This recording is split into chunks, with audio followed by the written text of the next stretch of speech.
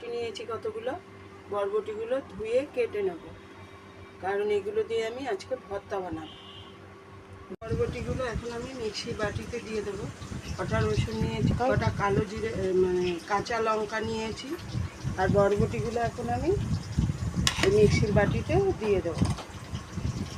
এই দেখো কালো জিরে দিয়ে দিচ্ছি, এগুলো সব দিয়ে দেবো, দিয়ে করে নেবো। দেখো বরবটিটা মিক্সিতে করে নিয়েছি, বেটে নিয়েছি। দেখো বাটাটা আমি ঢেলে দেবো, আর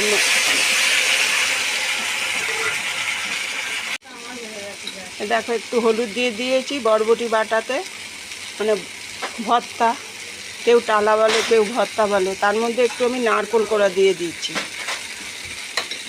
নারকেল কোড়াটা দিলে টেস্ট হয় খুব ভালো।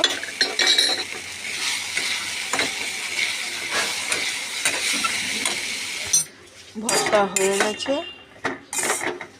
আমি এবার নামিয়ে দেবো। দেখো বরবটি ভর্তা রেডি। দেখো খুব সাধারণভাবে করলাম বরবটির ভর্তা, তোমরা বাড়িতে এভাবে করে দেখবে, খুব ভালো লাগবে। আর খাবার সময় একটু কাঁচা তেল দিয়ে নেবে, দেখবে খেতে খুব অসাধারণ লাগবে।